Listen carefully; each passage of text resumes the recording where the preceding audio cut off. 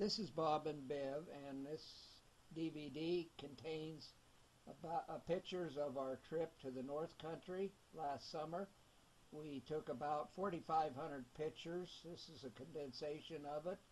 We drove through Utah, Montana, Alberta, the Yukon, into Alaska up to Prudhoe Bay, back into the Yukon, down through British Columbia, Washington, Oregon, California, and back home. We drove about 14,000 miles, had a wonderful trip, and in this next picture we're showing Bev loading up. We have a new truck. We have about 120 gallons of fuel on, which we can go about 1,200 miles. This is a quarter of our 30-foot camper that we took along as our trip. This is the first night in Utah at a gravel pit that we stayed at, we camped at.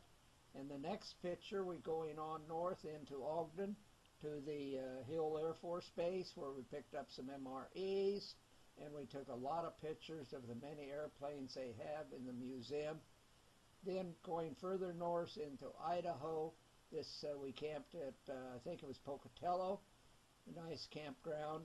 Going on north at Monida Pass, we hit snow again into Montana, and now we are at Carroll College. Went to Carroll College to attend my 50th graduation, and this is the campus of Carroll.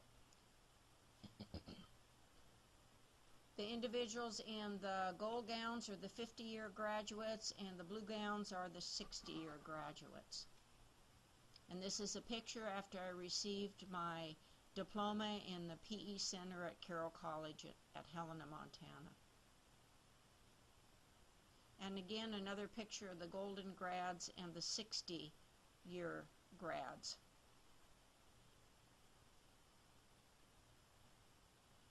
This is a picture of unveiling the bricks that are laid in concrete. These are for students that have attended Carroll College. My sister Marlene and Bob are folding newspapers to prepare to deliver on her paper route. It's about 4 a.m. Marlene fixed a wonderful turkey dinner for her neighbors and my brother and his wife Arlita. This is a picture after a dinner in Butte, Montana. The ladies pictured with me are members of my nursing class that graduated in 1962. This is myself giving a summary of my experience after I graduated from Carroll College. A picture of my brother's cabin just out of Lincoln, Montana, and has a wraparound porch, and on that wraparound porch we enjoyed a salmon dinner.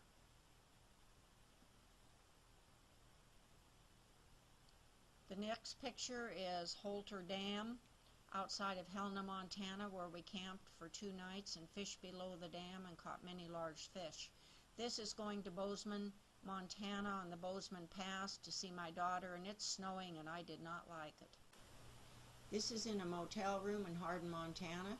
My daughter Debbie is on my left, her son Kenny on my right, and I'm holding my great-grandchild 7-Horse. This is a picture of Bob holding 7-Horse, and 7-Horse is such a happy baby.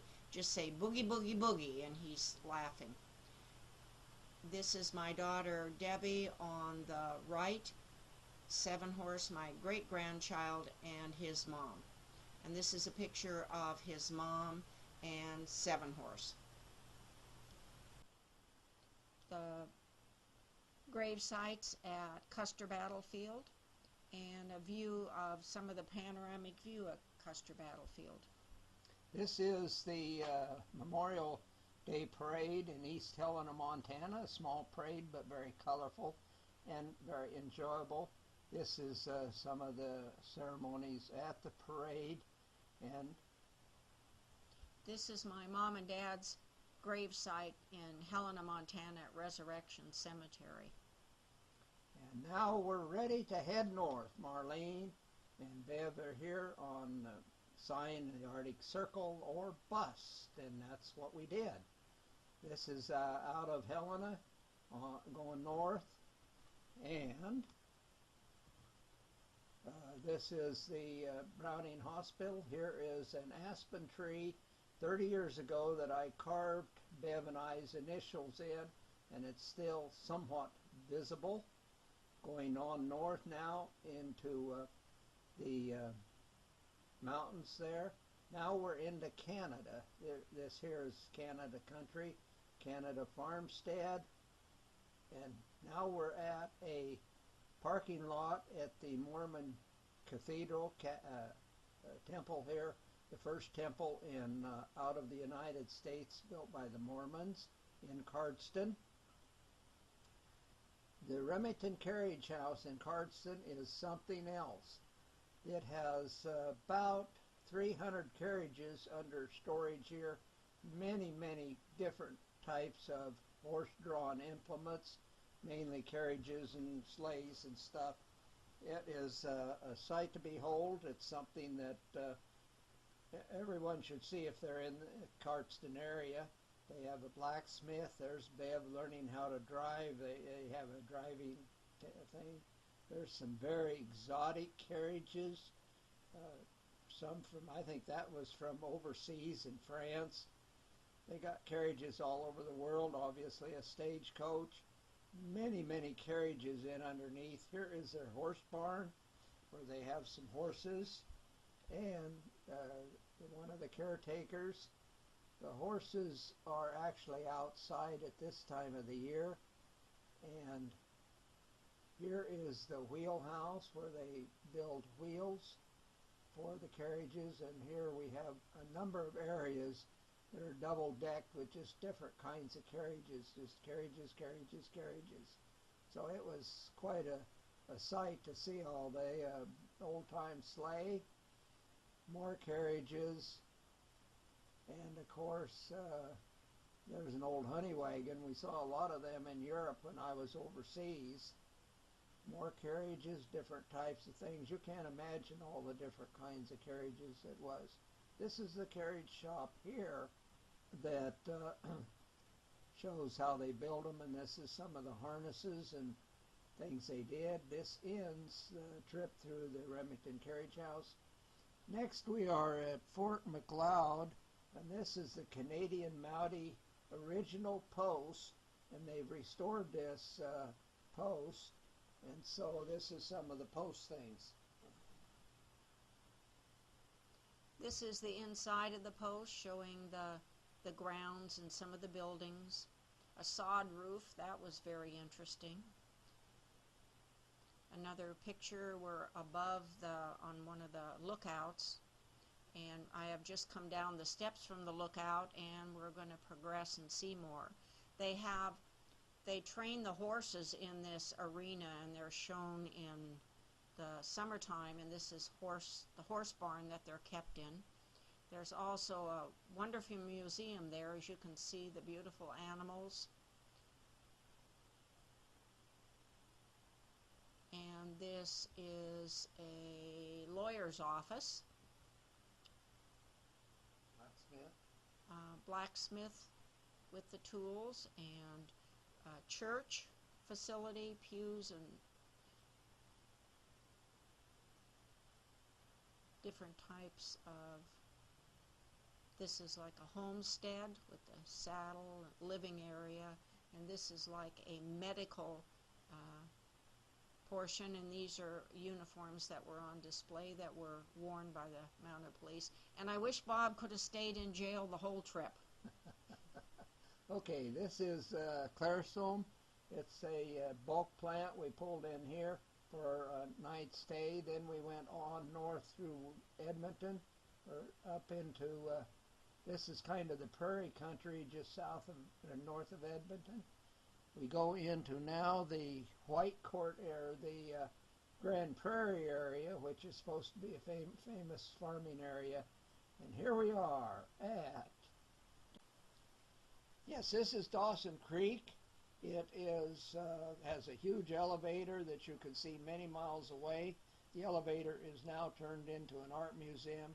Right behind it to the left side is a train depot, a big depot, where all the equipment was freighted in for the Alaska Highway.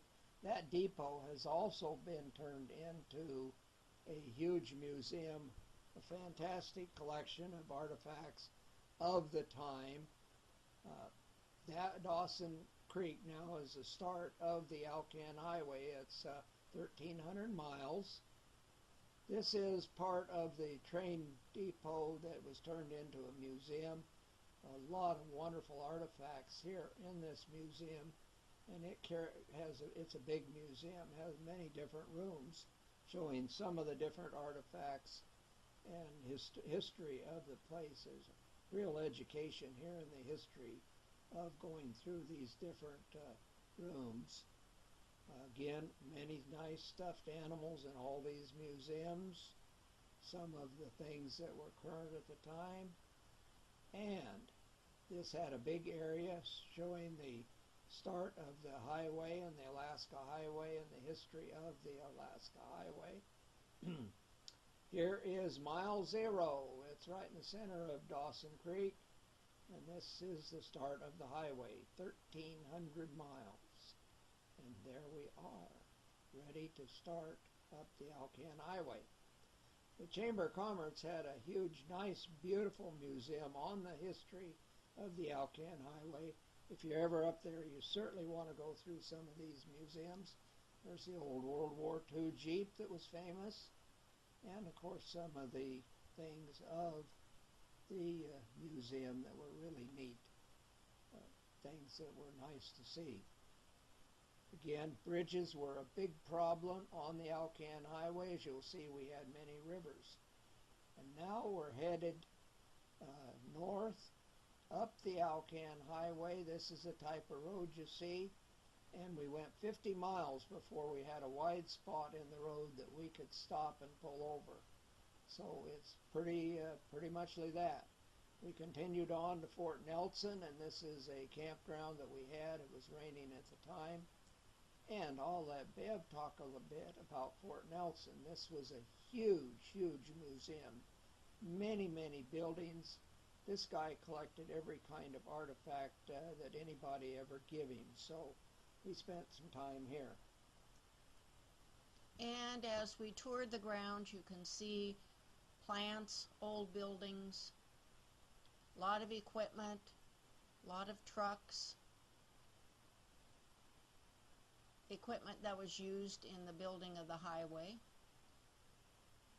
Very, very heavy pieces of machinery. Deuce and half vehicle. And again, some of the outside pictures. I don't know how many acres this covered, but he had equipment on all of it. Inside, mounted animals. That's one of the Dall sheep, grizzly bear. Other items of interest as we toured the inside. General store, old-time wash machines, typewriters, other old equipment. Just was interesting to see how it was displayed, and it was all labeled. This is the outside. You'll see the moose horns going under the entranceway. And once again, we're on the road down the highway, and there's a moose in a pond. You see that a lot of those. Muncho Lake, we're in that area there, tells a little bit of the history about the countryside, the animals, the towns. Wood bison were common along the side of the road, and some of them were very close to the edge of the road, just contentedly grazing. Now we're at Laird Hot Springs, which is an area to go see. Beautiful campsites, and there are hot springs in the area. This is the campground that we backed into. The tables on a concrete slab. This is part of the hot springs, and people actually take their suits there and bathe, and the water is extremely warm. There I am. Someone took my picture, probably Bob. And there's Bob. I took his picture, and again, the water is really hot. And there's another wood bison. Continuing on north, more bison. We finally got tired of taking bison pictures, but they were unique because they was right next to the road where the grass was the best. And this is Watson Lake, the signpost capital of the world. There's probably 72,000 signs in here and counting. They count them ever so often throughout the year. People bring their own signs, so if you come up there, get your signs. Longmont was where I went to school at. And there's a license plate there from Montana, which I gravitated to. And other signs, people are elaborate at putting up signs. This is inside the visitor center and some of the pictures that they had there. Showing the Alaska Highway, the mud up there was something else. They're building that highway. This is the main street of Watson Lake, not much to it there. And here we're going crossing the Teslin River, And Teslin Lake. That's the bridge across there. And this is the Johnson crossing area and another beautiful museum. This shows the old Ford that he floated in down the river and floated it in. He built a road 3 miles long so he could be the first one to have a car. This is inside of a typical cottage where people would stay, and the different implements they used, tools. This is one of the pictures of the longboats outside the museum. This was a camping area that we stopped at. Nice provincial camping areas. Now we are in Whitehorse. This is the main street. Whitehorse has some paved streets. Most of them are gravel. This particular street is paved. And again, fantastic museum showing the history of the area, an albino moose. Beautiful stuff displays these museums have. There's mountain goats, followed by Dall sheep, wolves, and a wolf there. And this is more of the Alcan Highway artifacts of how they built it. More history, so you get a tremendous amount of history in these places. Talking about the Alcan Highway. This is the Klondike steamboat. We had a tour of it, and it's beached now, and it was refurbished, and now they use it as like a visitor center to show you the inside of the steamship and how it worked. And that's the logs that they use to power it with. This is the main area here of the control area, and cargo that it carries.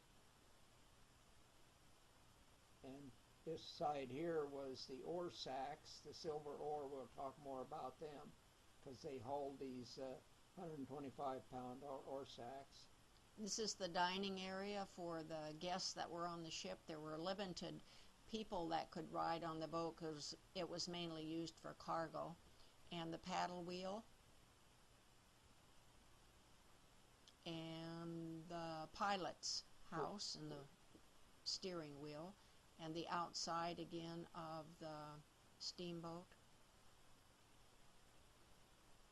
Continuing on, there's a big visitor center up on top of the hill that showed all the mammoth, the early prehistoric stuff.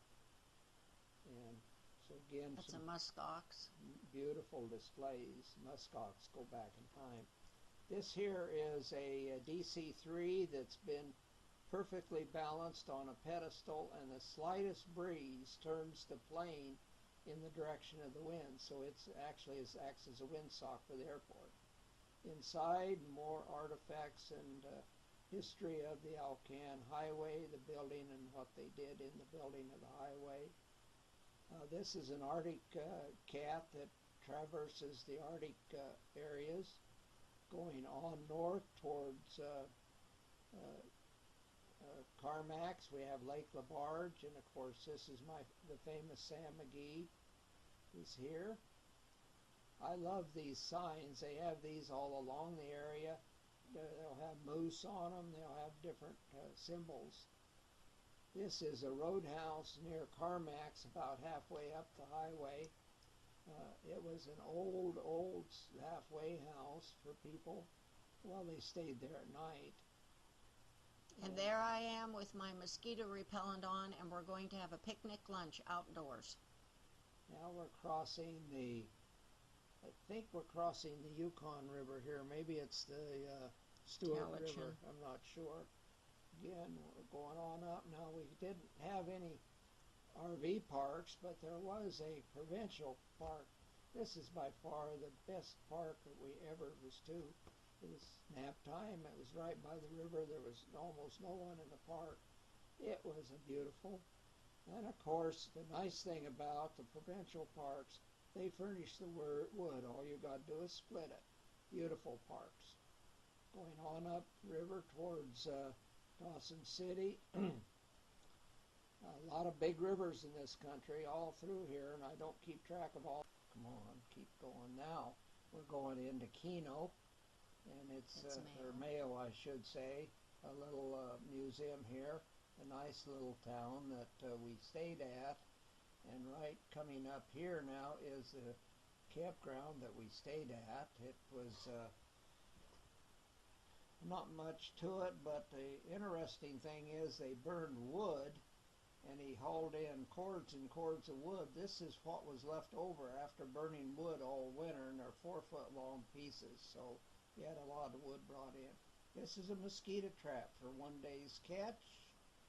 And going on north up by the Stewart River into Keno, some just scenery of it, a beautiful provincial campground up there. And again, more scenery. It's a gravel road going north into actually Keno, one of the largest silver producing sites, certainly in North America, maybe even the world. It's still in production. They bag the silver in 125-pound bags. We'll be seeing it here shortly.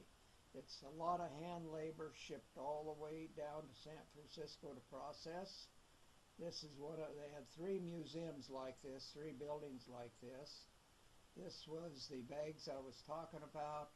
They're processed. The silver ore was running about $700 a ton. All this was hand labor all the way to San Francisco. Some of the tools that you see being used. And these are photographs of the dress of the day. I believe the one on the extreme left is probably a wedding dress, but anyhow.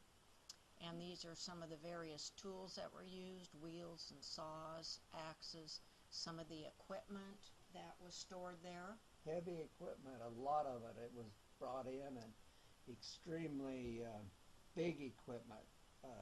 2 buildings of this, big buildings. It's amazing how much of this stuff they brought in, and this is around the turn of the century. So again, there was so much to see, and so much of it wasn't yet labeled yet what it actually was, but big silver producing area here in Keno. And this is the hotel that's being refurbished in the Keno area. Some of the information, again, there's a lot of information on the mining and the stuff that was done in this area. Another mining equipment that are just by the wayside. And now we're into Dawson City, and this was the one of the nice buildings that had Chamber of Commerce type information. So again, a lot of information. Dawson City is a very unusual city, and we stayed there several days. Inside thing, very well done. Things that they did. This is the Yukon River and a little side boat. The main streets of Dawson City are all dirt with board sidewalks. This is a hotel here. Again, dirt roads and boardwalks along for the sidewalks. Again, some more of Dawson City. The main street, I believe. Yeah, this is the main drag. This is Robert Service's area, and the tall catch in the background is how they stored their food. And now we're in the Diamond Tooth Gertie's only gambling hall and dance hall and legalized gambling in Canada. It goes back to the original era of 1900, and had the dance hall girls, and this is extremely well choreographed.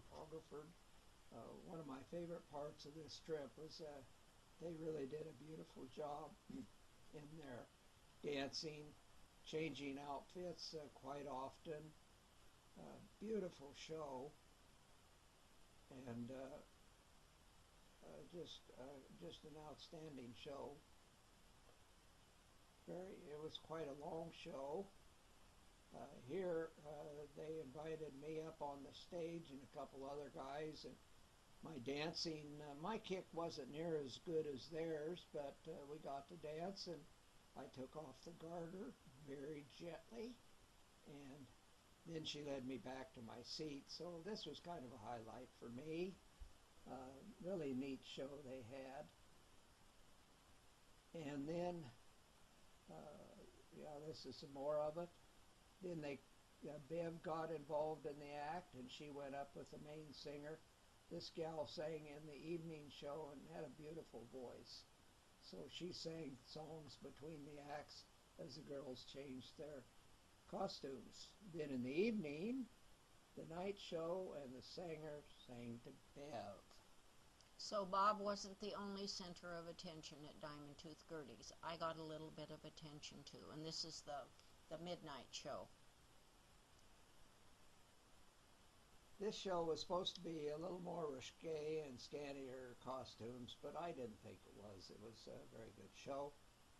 Now, we left the show about 1 o'clock in the morning, and the sun is just setting.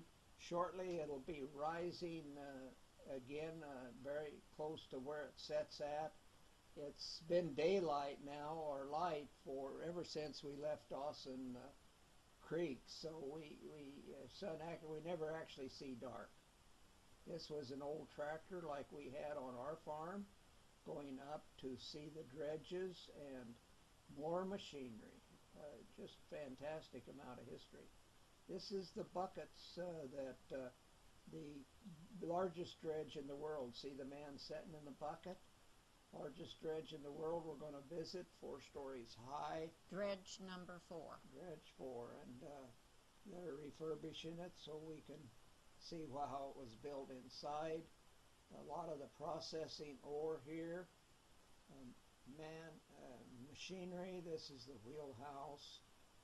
I can't get over the amount of big machinery and big gears. The wood was sawed there and it was built there, but there's some big gears there that was brought in. And again, another show of it. I didn't show all the pictures here. This is the final processing where the gold is finally separated from the fine silver or fine grain, and it's washed aside. This shows the bottom of the boat. It actually floated on water. They run out of water.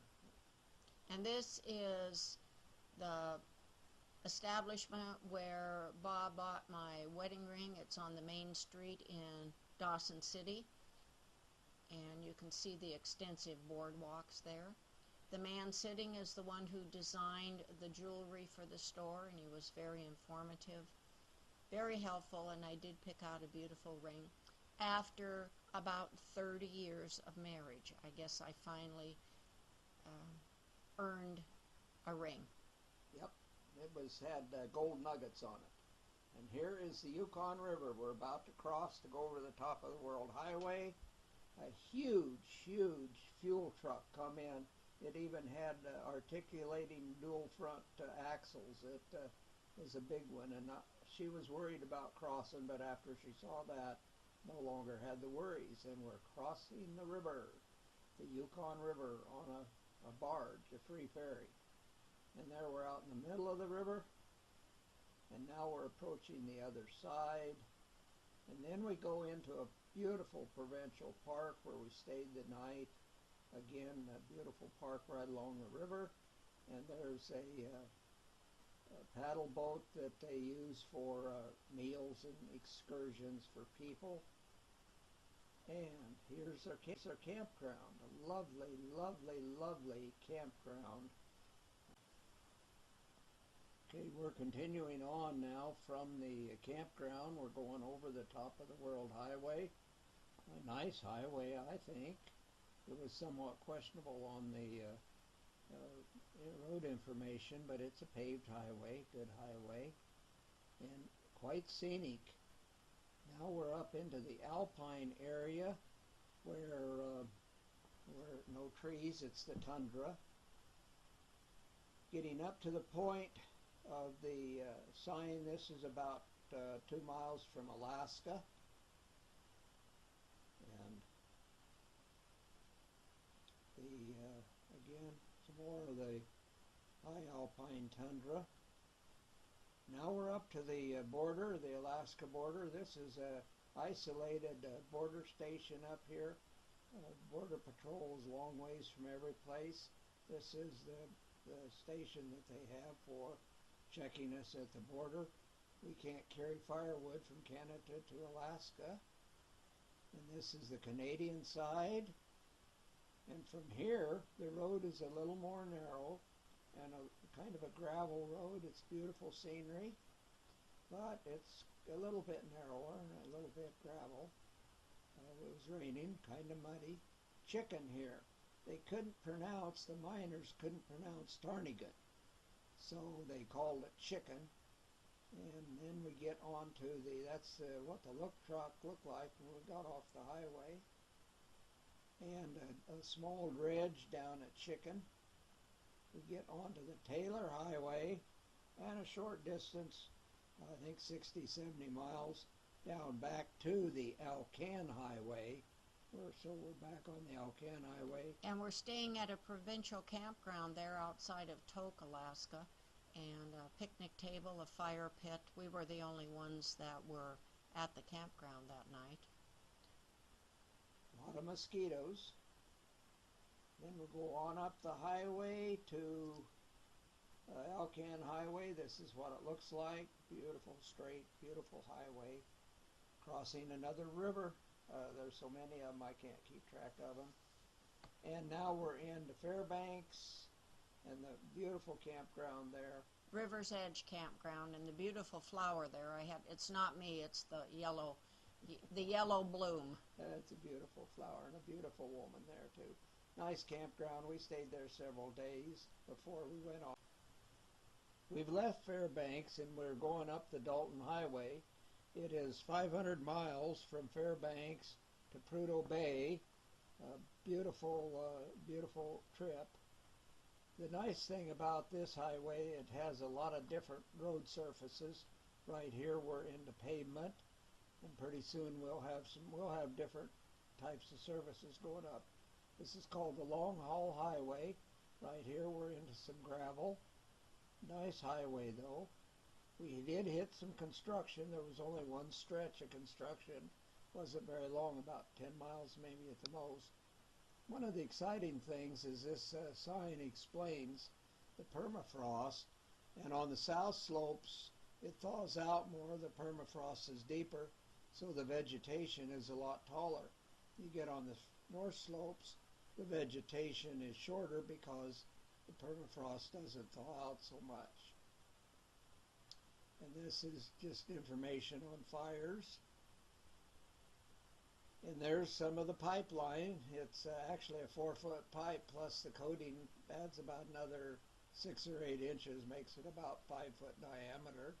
This is a side road that feeds to the pipeline. And some more of the road. Here we're gravel. This is called the Long Haul Highway.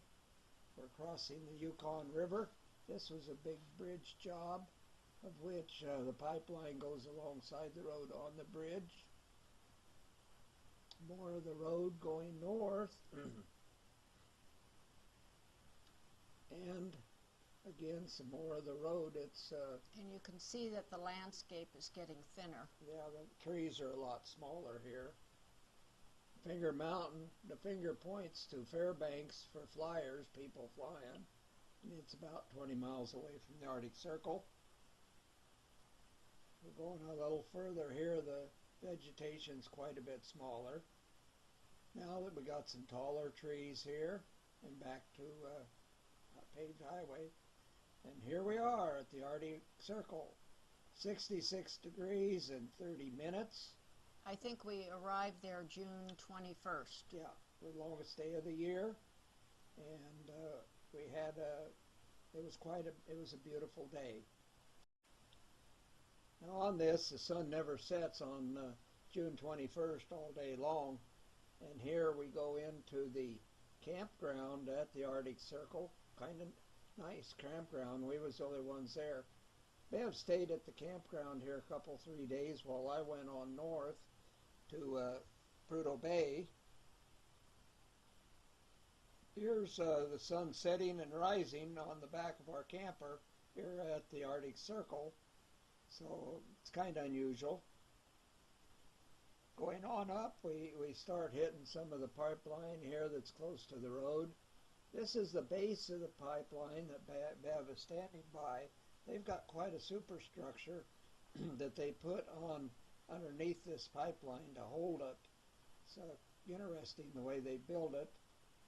This is some more of the superstructure of how they hold it and brace it.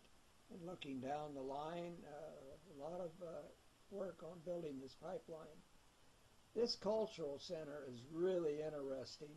I think it's in Coldfoot. Right, yeah, near Coldfoot, and very complex, very detailed building. And this globe here explains in detail how the earth rotates and the sun rotates with the different seasons. They have a fantastic display of animals downstairs and geology. It's another wonderful thing that they've got, the cultural center. There's some of the doll sheep. And now we're in Coldfoot. This is an area that so many miners quit because they just got cold feet. And they quit and left, and it got its name, Coldfoot. Going further north, we're now at Wiseman. It's about another 50, 60 miles north of Coldfoot.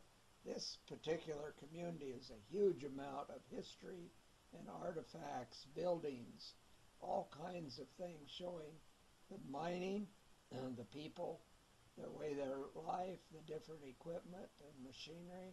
Again, a huge treasure trove of artifacts of the bygone years, and very well done. This is a D7 cat. This is what I worked on in the Army. And again, we're heading north on up towards the Brooks Range. Got a moose that we caught there in the lake. On northward, we see edge of the Brooks Range, and we see some of the road. This part is gravel, and that's going on up to the Alton Pass.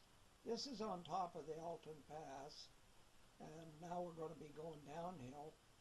And again, this is gravel road, and again, more gravel road. The gravel roads are actually better than the paved roads, because the paved roads have a lot of heave marks in them, which they don't always fix. The gravel roads, they can put road grader on them and grade out the gravel. You can drive, this part of the road now is paved. We hit different parts of paved and gravel. We hit here an area that's kind of unusual because you very often see muskox along the highway. We had a herd of about 10 of them here. Wonderful pictures we got of the muskox. There's 3 calves here. This was going up, and of course this was a real treat for me to see the muskox. There's a pump station out in the middle of the plateau there. The last 30, 40 miles into Dead Horse or Prudhoe Bay, there's a lot of caribou alongside the road. We took many, many caribou pictures, but large herds of caribou going on in. The road actually has improved the wildlife according to people that live up there. There's a caribou calf. And as we get up to Prudhoe Bay, we're at the edge of it now. This is one of the pumps up there in Prudhoe Bay. So we get a little closer into the city. That's the city in the background. There's a little lake beside Prudhoe Bay. And we have caribou that's actually in the city limits of Prudhoe Bay. So it's quite an interesting thing. Okay, this is one of my pride and joy pictures here. Coming back from Prudhoe Bay, we had a musk ox that was by himself grazing about 50 yards off the highway, and he was right next to one of these gas line roads that go in. So I walked down the road to within about 25 yards of him to get the picture, and then I decided that was close enough. When we got back to the Arctic Circle, this is what the truck looked like. Calcium chloride on the road and stuff had really built up. It was a mess. And now we're driving back to Fairbanks. And we're in the Pioneer RV park, and we're going to power wash the camper and the truck as they got quite dirty.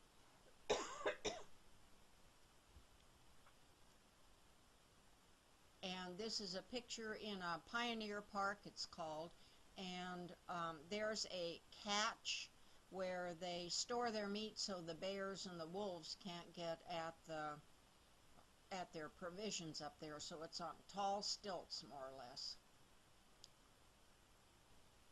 And again, this is one of the streets in Pioneer Park with shops.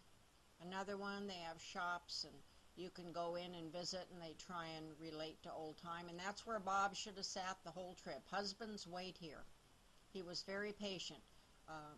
An old church right across, very nice. And also the boardwalks and the people that are shopping. Museum showing clothing that was worn during the time. Different saw blades and implements, tools that they used. As shown here too, I think this might be like a pharmacy. This is a church where we attended Mass in Fairbanks. It was 82 above. They did not have air conditioning, and they were dying with the heat. And we were comfortable, actually. And a bridge Going across the Cinema going across the river. And down the road, as you can see, the timber's taller. And we're on our way to Denali. And this is a campground that we stopped at for a couple days, and it's about 10 miles out of Denali, so we had to drive into Denali for the tours. And this is the sign telling about Denali. And it's a foggy day, but we're off. The park has quite a bit to see, although it was somewhat disappointing, I thought. But that's all right. We'll go ahead and watch the things as we go into the Denali now. This is just in front, or a dog kennel, a huge dog kennel. And they keep dogs here. They have them in sled races, and the dogs really like to stand on the top of their dog houses. And here's a picture of the long rows of dog kennels. They're on the right and the left. And again, more pictures of the kennels. And seeing the dogs on top of the kennels as the people observe them. And inside the visitor center at the dog kennels, there's pictures of sledding and all sorts of dog mushing equipment and pictures. And a ranger is getting set to hitch up dogs that he's going to pull on a sled. So they're lining up the dogs there. And they're getting ready to go. And the other dogs are howling because they want to be pulling the sled.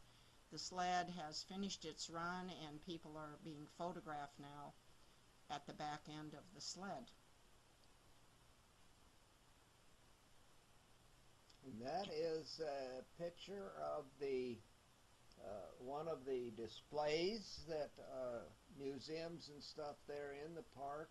Again, They have some beautiful displays of stuffed animals. And we are boarding our Green Line bus for our tour of Denali Park by bus, which goes to the end of the line, and hopefully we'll see Mount McKinley. And that is our bus driver. They're all green buses, so they have a nice fleet of buses. And this is starting some of the pictures. This is a rare lynx that we was able to catch. The bus driver has driven 12 years, and that's the second time she's seen a lynx, so that was a real plus that day. There's a mountain sheep high up on the mountain, and we saw a lot of bear. We'll talk about the bear as we go along here.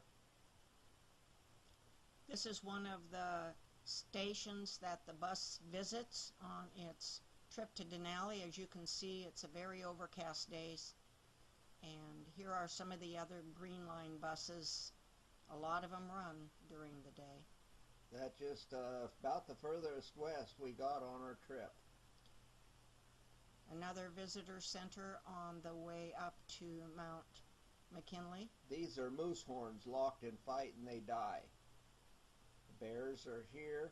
This trip was 60 miles into the park, so it was an all-day trip. The grizzly bears are the humpback bears, so all these bears in here in the park were grizzlies. We're using the telephoto lens to get these pictures inside the bus. And well, that day I think we saw a total of 15 bears, which is more than the bus driver normally sees, but we didn't get all the pictures of the bears. But it was all right, but they were a long distance away. Some caribou that we took a picture of on the way back. Okay, we have left Denali and we're on the road. This is the first campground after Denali. We're heading towards Anchorage now. And this picture here is in Anchorage. Or no, this is still the road to Anchorage. And now we're at Anchorage with Bev feeding the meter, going to the Federal Center. The Federal Center, we were going to get maps of the provincial campgrounds around Alaska. And this is the entryway to the Federal Center. And some animal pictures, stuffed animals that were in the center. Very beautiful display. The life cycle of the salmon. And here we are outside the Anchorage Indian Medical Center. Beautiful campus, fairly new facility, extends over acres and acres, and we enjoyed our trip there. I'd always heard about the Anchorage Indian Health Hospital, but had never been there. So it was nice to physically be there and look at where I could have worked in 1983 when we moved to Arizona. This is an overview of the campus, I believe, from the 6th floor of the Anchorage Indian Medical Center. This is the front entryway to the Indian Center. And the floor plan, the layout of the floors. And on each floor they had a Native American display, handmade and I believe donated. A lot of information about each item. This is a pottery display or a basket display. And again another one. This is on a different floor of the hospital. And going down to, this is in their staircase. And this is Wasilla, Alaska, and the back door of Sarah Palin's house with Todd Palin's plane parked in front of it. And here we are on the Iditarod Trail. Well, the Iditarod is right next door to Palin's there, and it's a history and a beautiful museum and a lot of information on the dogs. And it had statues. It has famous dogs and mushers in this thing. Here's showing how the harnesses are hooked on the dogs. Some of the what a standard sled looks like, and pictures of the Iditarod winners. And of course they had a little puppies on display, and I had to be there looking at those little puppies. They are truly a delight. Very friendly. and we are going to take a ride on a sled. This sled has wheels. There's a man seated behind Bob and I there, and the dogs are yipping and howling, and they're eager to run. So pretty soon you're going to see us in action here. These dogs love to run. That's one of the features of the sled dogs. They love to run. And we're off! It was a neat trip. And this is some more of the people really love their dogs. Now we're in Palmer. Now Palmer is the agriculture center of Alaska, the Matanuska Valley. This is where President Roosevelt brought 130 families during the early part of the Depression to settle this area, and there was many, many hardships, and it was quite an experiment he did, but it was in the most part a communist and a failure, and so they redid it, but they grow fantastic, huge products because the sun is up so many hours. And of course, beautiful museum they have showing all the artifacts of that period of time. There's a huge bear trap, and the gardens here. This is early June, and you can see how beautiful the plants are, mainly because there's 24 hours of daylight, so they're growing all of the time. And this shows the historic district of the Matanuska colony, how it was set up.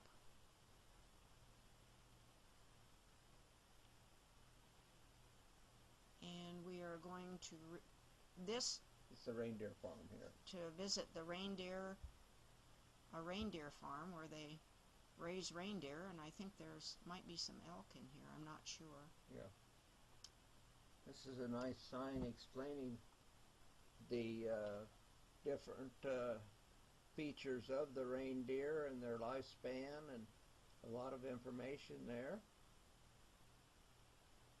And now they have a moose there, and Bev fell in love with a. His name is Denali, and he's about 4 years old. He's huge, as you can see. In the background is a wood bison. Can't remember her name. Might be Gloria. But again, this is Denali the moose, and then the wood bison there in the rear. Female wood bison. Pretty big, but didn't want to come and get fed. Now I'll be hand feeding some of the caribou. Their antlers are in velvet, so you have to be real careful and not injure them, or they'll be permanently deformed. And they nibble, and it feels real funny on your hand when you're feeding them. And their coats are shaggy because it's June and they're still shedding. So some different pictures of me feeding them, and there were other people there too. And I think I'm wincing there because their muzzle feels funny eating the food out of your hand. And there's some calves shown there, and still winter coats on the adults. And I believe this is an elk. And of course they're still in velvet also, and different views of the elk that are in the preserve there. Magnificent creatures. It's a bull elk here. Also in the Palmer area, besides the reindeer farm that was at, is the muskox farm, and this was quite an experience. By the way, the reindeer in domestic is the same as the caribou in the wild, so they're interchangeable. Now the muskox is really an intriguing animal, and they really had me fascinated up on the North Pole, but we'll get more information on the muskox farm here. It's very well laid out, a beautiful museum inside the muskox farm, showing details, and here we are. Bev is feeding.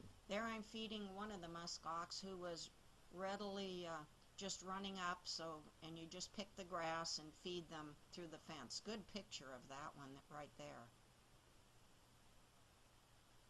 They're not as big as you would think they would be. And Bob is feeding the muskox. And here's some juvenile muskox, and we're going to see perhaps later a close-up. This is an adult muskox and using the telephoto lens.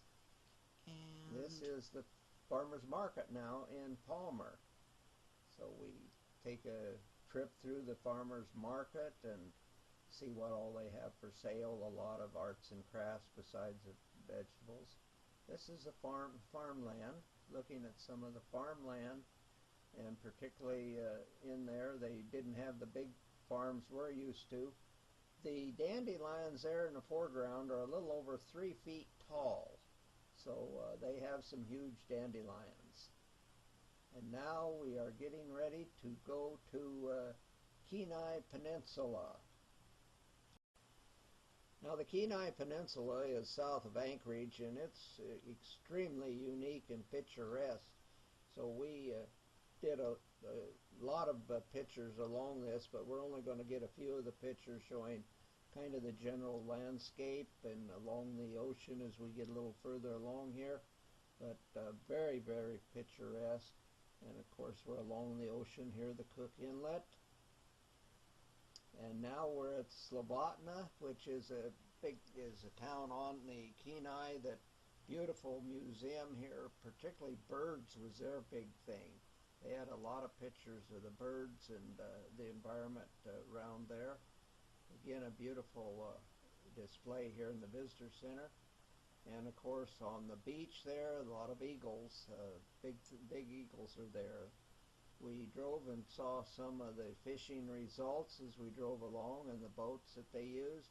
And then we took a rather long drive on down the peninsula to Homer and stopped at various places along the inland and took pictures. And then finally we come back to Nudicek, and I massacred that. And this is the boat that we went halibut fishing on, that we took out halibut fishing that day. And we're coming back from our fish trip. This is the boat. It had 6 people on it. And there I am on the, as they come in, and beautiful scenery in the background of the mountains. And we caught our limit that day. That's the boat we was actually on. And here we are. That's our catch. They aren't big fish, but they're halibut, and it was an enjoyable trip. After that, then we went to learn how to clean clams, and that's the halibut there. And then we went to the clam table where we learned how to clean clams. Then we took a mile dash up to Slobodna to get the equipment we needed for the next 2 days of clamming. There's a moose back there in the background as we was driving up, and some caribou up at this town that we got stuff at. There was a Walmart there. And it's a picture of the caribou again. We love the wildlife. And that is leaving, that's on the Stewart Highway there. And so we're traveling some more of the Kenai Peninsula after we finished our fishing and clamming trip. And of course, every place you go, the visitor center has fantastic displays. This is more of the part of the Cook Inlet, I believe. And there's a train that goes from Stewart up to Anchorage. Again, it was pretty overcast, but again, quite some picturesque country. Good roads. And now we're getting back in closer to the Anchorage area, and finally we're back at Palmer. And this is the Walmart parking lot between Palmer and Wasilla, and we spent the night there. Had to experience staying in a Walmart parking lot. Okay, we are again in the Walmart parking lot. The Matanuska Mountains behind, a very beautiful mountain range. This whole area is pretty mild in the winter and moderate. We're heading up the highway now, the Glen Highway up to Tok, and finally to the border. We find a lot of beautiful scenery along. There's about 300 miles here. We'll just get a few pictures, some of the scenic shots along the way, and various historic places that we see. Again, it's really scenic drive. There's about 300 miles here that well, I think it's only about 200 into Glen Allen, which will be coming up here in a few minutes. This is a rest stop we took to take pictures of the beautiful mountains and the rivers and scenery. Sometimes we don't take them in the truck, sometimes we stop, but if we stopped for everything, we would have been forever. But we'd still be in Alaska. Yeah, where it's really getting cold now. But as you can see, it's they have places along the highway people put their initials, and that was kind of a good one. It didn't show up very well. Now we're up to the Toke Cutoff. This is a fish catching, old-fashioned fish catching thing where they scoop the fish up and dumped them out, called a fish catch. And this had a nice little museum there. There's a lynx, and there's not many lynx shown around. And of course the bear. And this is the doll sheep. This is a big one. It's got a full curl on it. And this is a campsite we had near a river just right out of the Toke Cutoff. Quite a campsite there. As usual, lots of mosquitoes, and Bev in her mosquito garb. The campfire didn't keep away the mosquitoes, and you can see my mosquito covering on my head, and I've got my sleeves, hands in the sleeves. And this is just more of the scenery on our way to Toke. Stopping points along the way, pictures of the highway and the tall timber. And we parked here now in a provincial campground outside Toke, and this is the Sourdough campground where we hope to spend 4 months next year as camp hosts. It has all of the facilities, vehicle washing facility, laundry, showers. They even cook breakfast and they cook dinner. Sourdough campground. And these are some pictures going from Toke to the border. Yeah, we're heading out now, out of Alaska. Again, beautiful day, beautiful scenery. This is the flyaway that we stopped at. That has a lot of information on the geese and how they fly into the area. And they had a nice museum again. Pelts of animals. Beautiful picture there. This is part of the big flyaway they talk about. And a moose that's grazing. Eating in the water. They submerge their head, practically. And the moose is turned away from us, but the same moose, and he's eventually going to go into the timber. And now we have crossed out of Alaska, and we're at Beaver Creek, and now we're in the Yukon. No. We're recording again. Yeah, we are. And this is the border of the Yukon and Alaska. One of our campgrounds into the Yukon. Again, beautiful campgrounds. I really love them. And here I'm sawing some wood up. I just had to get the chainsaw out and do something here. And on we go, down the road again. We're coming up on a picture. We got a moose here. We got several pictures. This is a typical moose out grazing in the wild. They're certainly beautiful creatures. The moose we had up yonder was like 7 foot tall. Again, more scenery of traveling. This particular area is along the river for about 100 miles, and it was extremely difficult and boggy to build the highway. The Columia River, again, part of along the highway, but this distance was really bog holes, and they'd lose cats and stuff in them. Burwash Landing is quite an interesting, very, very tiny little town. I'm not even sure there's much of a town. But this particular museum doesn't look like much, but they've got the finest museum for rocks, for the native cultures, and for wildlife of the whole trip. And this, if you ever up this way, you definitely want to spend some time here at this museum, showing there's a lynx. You don't see many of those stuffed around. I think it's a bobcat. And there's I believe that's Elk. elk and beaver. Maybe that wasn't a beaver. A doll sheep. Doll sheep. Like I say, this display, there's a pack of wolves. Display with something else. Polar bear. With an Arctic fox Yeah. to the right. And then some of the native culture Costumes. costumes.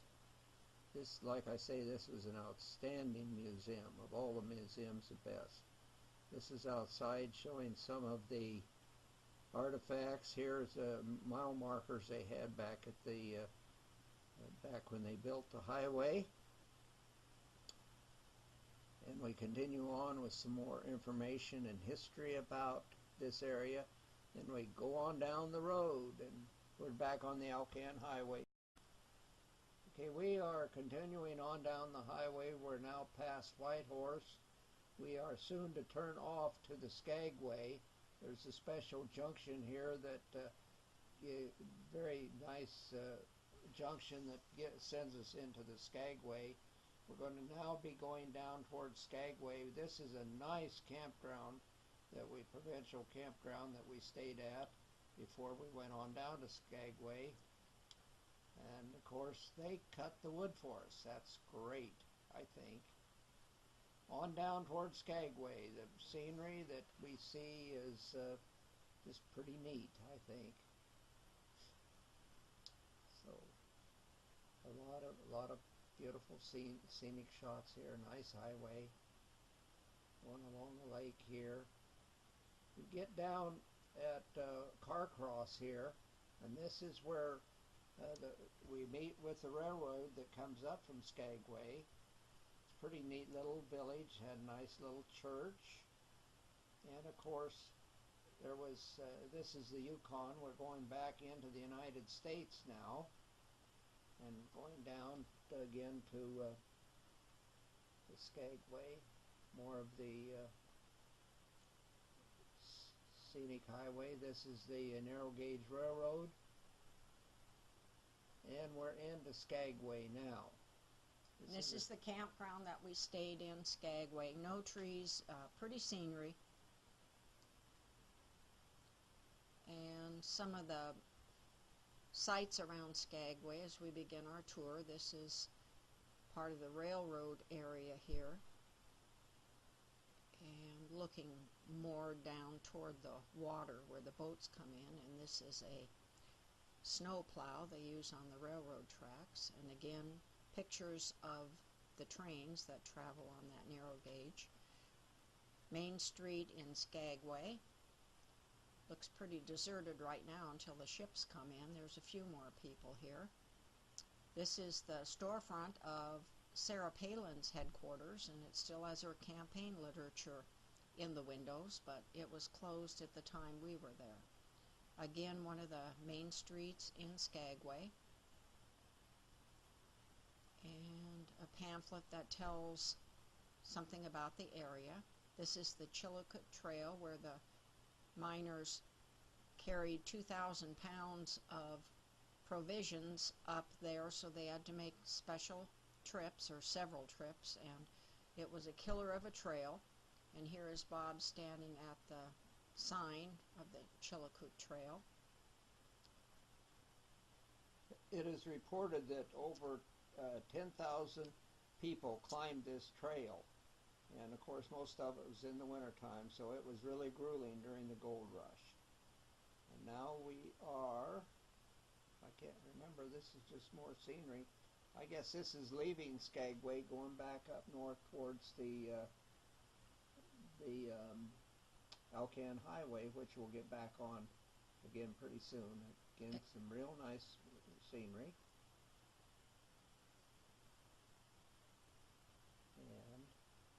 And here we are at again at Carcross. Fantastic bakery here. Sourdough Bakery, and boy, was that good. I bought a bunch of stuff here. And again, this bakery was really neat. It was a small place. They had fantastic food. And now we're crossing over an area, it's a new highway, to the Alcan Highway. And when we get to the Alcan Highway, we'll just show a few scenes along here. Then we're going to be duplicating about 200 miles that we've already been over before. And again, this is just the crossover highway and part of the Alcan Highway. This was a fantastic provincial campground right next to the lake that we stayed at. And again, we love the provincial campgrounds because they just have everything. That's kind of a scene looking out towards the lake. You know, there's a little better shot looking out to the lake, and you can see Bevy walking there. And again, this is again a beautiful campground, and the scenes that we walk around the lake here, and the things we see. I think it was Clunda Lake, something like that. And on down the highway, and this is a part of the highway we've already traveled on, and so we'll pick up a few scenes here. It's the Alcan Highway. There's about 200 miles that we're duplicating that we haven't really had any duplication of the highway until we come to this stretch here. So again, we're coming up on Watson Lake now, because here we go.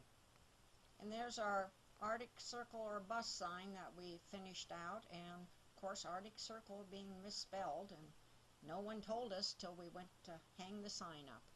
And there I am beneath the sign, and like I said, this has about 73,000 signs, and there's a picture of Bob below the sign that we hung.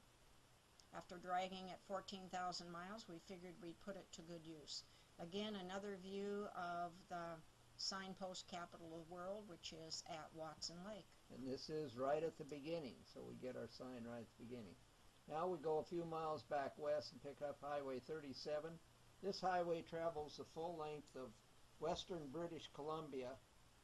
It's the westmost part of the highway, so we see a lot of new scenery from here on, and there isn't much to talk about on this highway except just the different scenes. There isn't many things that stand out until we get clear down to Stewart and Hyder, which is 2 days away. So all we're looking at is just different sceneries here. A lot of miles, just the same old thing, mile after mile. We camped one night by the side of the road, and this here is a brush machine that they use to clear the brush along the sides of the road so it looks halfway decent. Yeah, the reason they have these, and they have to clear this brush on these highways, if they didn't do that, that's what it looks like when they clear the brush. The highways would just overgrow. So this is now we're going on down towards the Stewart higher area. This is the Highway 37. It just scenes along the highway of a lot of logging, and these are logs piled up ready to be burned. We find many piles of logs all along this highway. We come to the campground, a nice campground on a lake. This is where we drop the camper because it's so steep a road down to Stewart Highward, and we wanted to go down and see that area. It's the very southern tip of Alaska that's on the ocean there. And here's some of the scenes of the campground. Vegetation, I mean, those are really tall flowers, and along the lake. That's a boat launch area. And again, views of the lake. And now we're on the road going down to Stewart. Yeah. And there we are. We stopped. That's our trailer. So Bob evidently took a picture of it. And there's a black bear by the side of the road. Showing some leaves. A little better picture of him. More close-up picture. He's enjoying himself.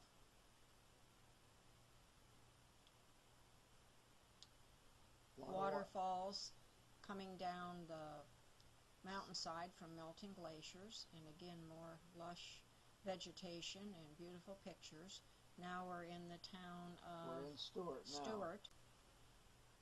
Now this is a very, very southern tip of Alaska along the ocean. Stewart's on the ocean, and we go around a little neck of land to Hyder. And this is, they were reworking the road. It was kind of a mess, but we really wanted to go up and see a glacier, and so we went up the Salmon, this is the Salmon River, and we're going up. It's quite scenic, and on up to a big glacier up here. And there's the foot of the glacier. I don't remember the name of it. I got it written someplace. Look at it. There's the heart of the glacier, and it's the summit point here. It talks all about the glacier. Coming back down the road, this is a salmon viewing area, and this is a boardwalk where they can view salmon, and there's some salmon down there spawning, and stay out of the way of the bears. Oh, this is a Hyder post office. Not a big fancy one that you normally find in post offices. And of course, the Visitor Center. Chamber of Commerce Hyder Visitor Center. It's kind of up away from the highway, so it was kind of unique seeing that. And now we're heading back up towards the Highway 37. Well, this is still part of Stewart here, I guess. There, it's recording.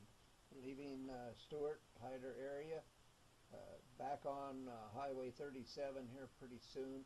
This is the world's tallest fishing rod. That's about the only major thing we see along this Highway 37. There we have a lot of lumber, logs, a huge amount for the next 100, 200 miles. Big piles of logs and logging.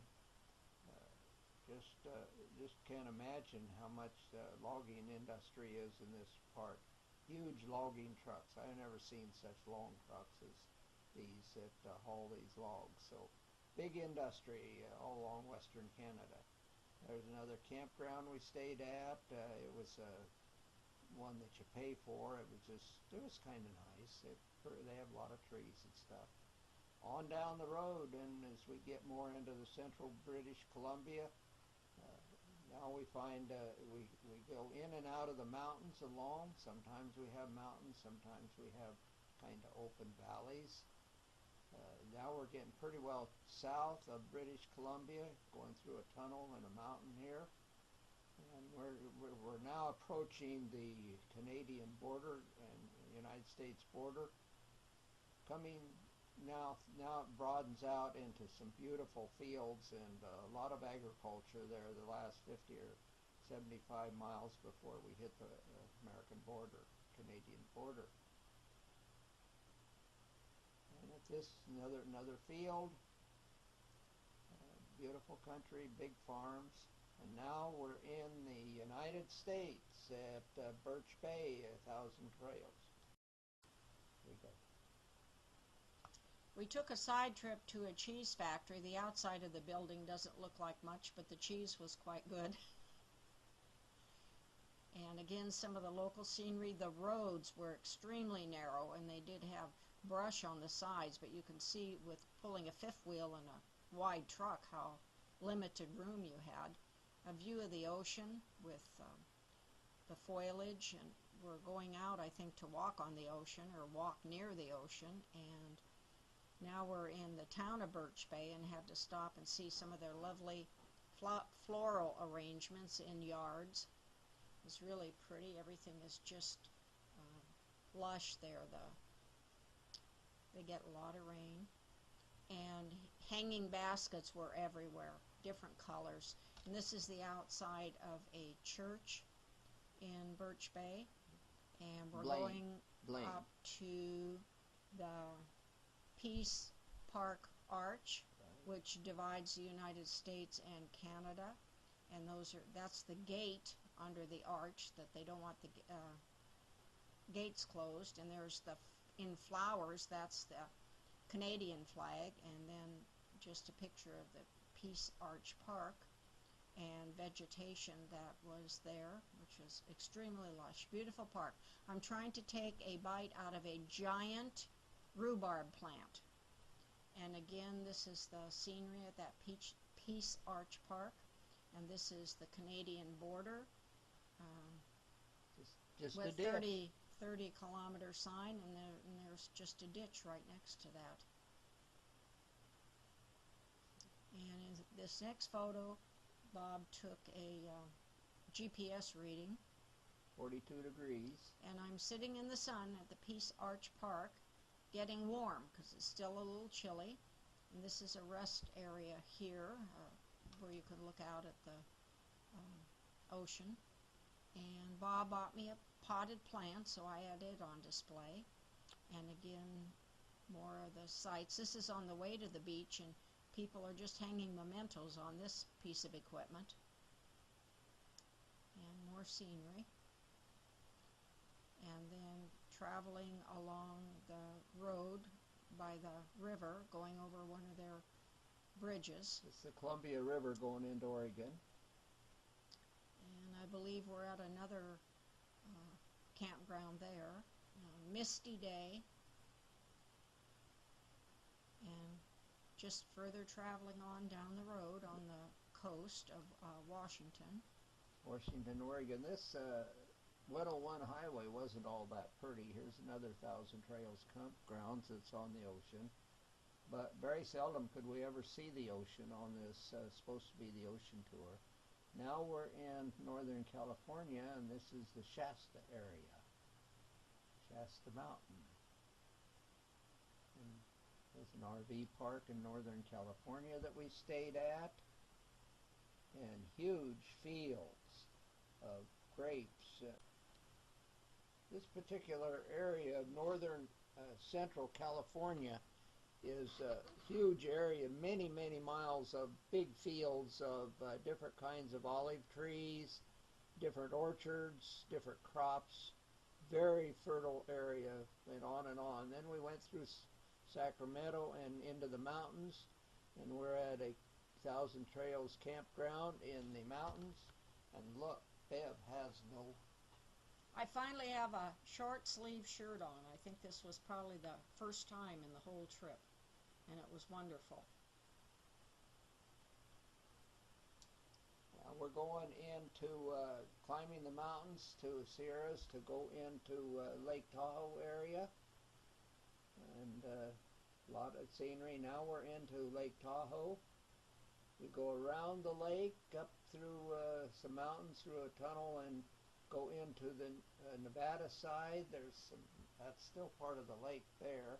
I don't know where we turn into Nevada, and then we go a long downhill descent into Nevada, and it eventually gets into a desert, and we're into the desert part now of Nevada, but it drops right back into California.